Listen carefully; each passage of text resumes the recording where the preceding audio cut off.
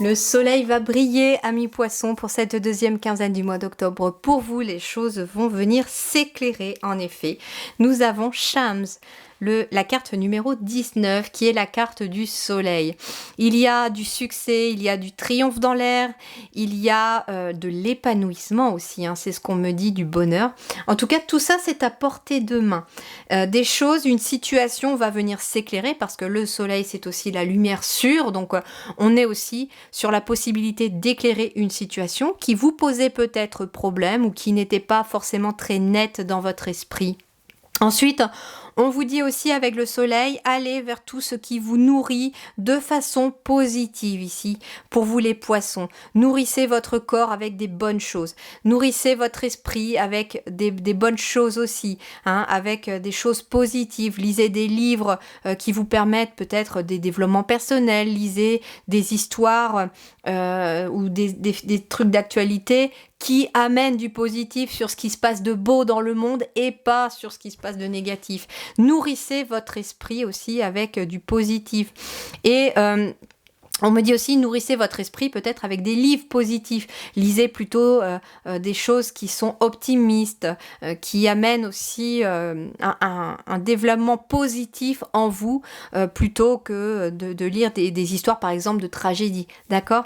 C'est très important ici pour vous de vous focaliser sur le positif pour pouvoir amener aussi de l'énergie de joie. Attention aussi, on me dit à votre plexus solaire, les poissons, vous aurez besoin d'en prendre un petit peu soin pour cette deuxième partie d'octobre. Donc, prenez le soleil déjà, c'est la meilleure chose pour pouvoir activer votre plexus solaire. Mais n'hésitez pas aussi à vous tourner vers la couleur jaune, hein. Ça peut être un objet que vous avez sur vous, un vêtement, ça peut être tout simplement une image de soleil, pourquoi pas, que vous mettez sur votre fond d'écran de portable ou d'ordinateur, histoire d'activer ce chakra du plexus solaire qui, j'ai l'impression, aura besoin d'être activé pour cette deuxième quinzaine d'octobre. Alors voyons voir ici pour vous, pour le domaine professionnel, de vos activités, de vos études, tout dépend de votre situation, d'accord ? Mais on va prendre ce qui résonne dans votre situation. On a le 8 d'épée.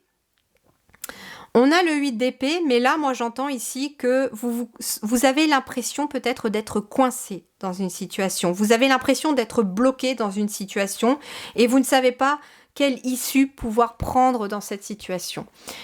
Le 8 d'épée, c'est tout ce qui symbolise le fait de se sentir piégé, de se sentir impuissant. Ça représente la prison mentale, hein. Ici, très clairement, on a des épées qui représentent le mental et cette jeune femme est emprisonnée par ces épées-là. Mais ce n'est qu'illusion parce que finalement, derrière elle, il y a une rivière. Il y a une rivière et en fait, elle n'est pas bloquée derrière. Donc en fait, ça voudrait dire que tout simplement, si elle cessait d'écouter son mental, qu'elle se tournait vers cette eau qui représente les émotions et qu'elle osait affronter certaines de ces émotions, elle aurait la possibilité de se détacher de ses chaînes, de se détacher de ce qui la retient dans cette situation.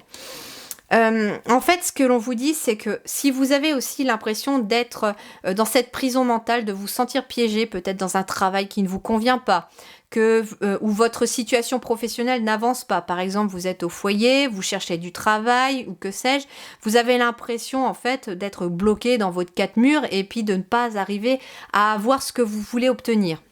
C'est-à-dire peut-être un travail ou aller en tout cas faire une activité qui vous plaise. Eh bien en fait, on vous dit que les choses vont venir s'éclairer ici. Et ce qui va s'éclairer, c'est d'aller au fond de vous, puiser dans ce qui vous effraie. Qu'est-ce qui vous fait peur en fait, tout simplement? Parce que moi je ressens en fait cette notion de je suis bloqué par une peur. Est-ce que j'ai peur parce que je dois me lancer dans une nouvelle activité, mais j'ose pas y aller. Par exemple, je suis dans un travail où je me sens un peu prisonnier, je me sens un petit peu bloqué, et je me dis en fait que je peux pas quitter ce travail, mais en fait ça, ce n'est qu'une croyance limitante aussi, parce que le 8 d'épée, c'est les croyances limitantes. C'est aussi la notion d'auto-sabotage, c'est-à-dire que le mental, il s'empêche de faire les choses aussi parce qu'il a peur. Il a peur de ce qui peut se passer derrière. Mais ce qui peut se passer derrière, c'est le soleil. Donc en fait, on vous dit que vous n'avez pas besoin d'avoir peur. Peur de vous lancer dans quelque chose de nouveau. Peur d'oser faire quelque chose. On vous dit que la situation, en fait, vous n'êtes pas obligé non plus de la subir. Et quelque part, l'auto-sabotage, c'est un petit peu... je sais que c'est pas bon pour moi, mais en même temps, j'y reste. Et quelque part, je fais tout pour ne pas... je gâche les opportunités qui peuvent se mettre sur mon chemin parce que j'ai peur d'aller faire autre chose. Mais pourtant, j'aimerais bien. Vous voyez, j'ai comme ce combat à l'intérieur de vous ici, les poissons. Qu'est-ce qu'on me dit d'autre ici? Ouais, il va falloir combattre les pensées négatives. Mais pour ça, en fait, faites des choses positives. C'est une des clés aussi pour vous. Et c'est aussi de suivre tout simplement ce qui vous plaît, ce que vous aimez faire. Vous avez besoin d'avoir des moments un petit peu plus de plaisir, de loisir, pour pouvoir échapper peut-être à cette prison mentale.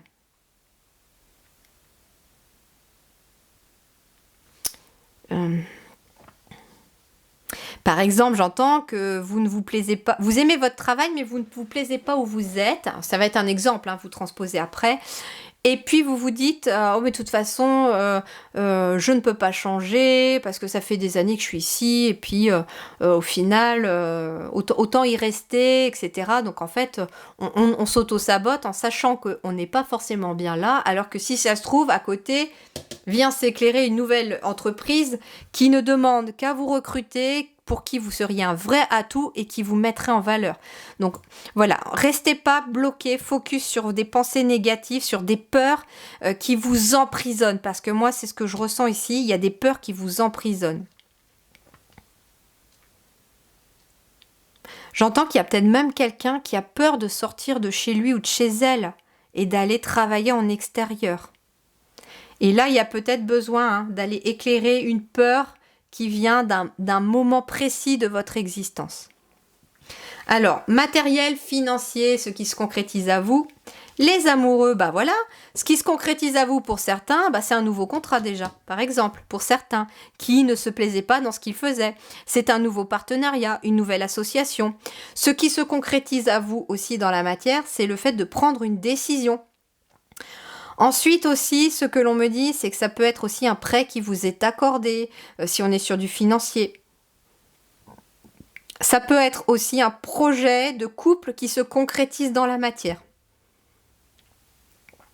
Il est possible aussi, on me dit, alors c'est bizarre, je reçois un message, qu'il est possible que vous vous sentiez prisonnier ou que vous aviez l'impression d'être dans une impasse concernant un projet que vous avez peut-être dans votre couple, mais pourtant on vous dit que tout va bien.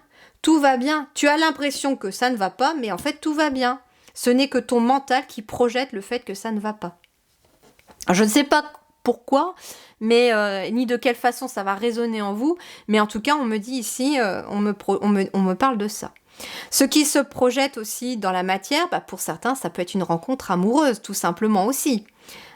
C'est le fait de rencontrer une personne, en tout cas il y a une belle rencontre, comme si c'était mis sur votre chemin par l'univers. Vous voyez, ici j'ai un ange qui tend la main comme s'il avait en fait un peu Cupidon, vous voyez, qui finalement mettait sur votre chemin la personne que vous avez peut-être tant rêvé.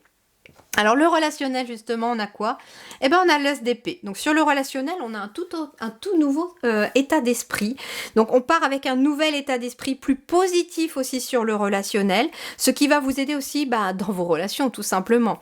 Moi j'ai l'impression que il y a un changement à l'intérieur de vous et il n'y a pas que dans le pro, il y a peut-être dans les activités, dans ce que vous faites de vos journées, il y a le fait de se sentir peut-être prisonnier de son mental, mais là vous vous en libérez et ça va avoir un impact, on me dit, dans votre relation. Que vous soyez déjà en couple, que vous ne soyez pas encore en couple, ça a un impact parce que pour les célibataires par exemple, il y a une rencontre. Pour les couples, il y a des choses qui se mettent de façon positive, il y a du bonheur. Alors le dernier conseil, on a quoi? Regardez, le gardien de l'été avec l'épanouissement.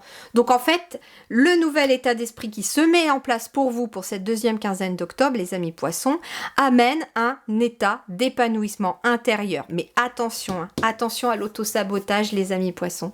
Je vous souhaite une très belle continuation, prenez grand soin de vous et merci du fond du cœur.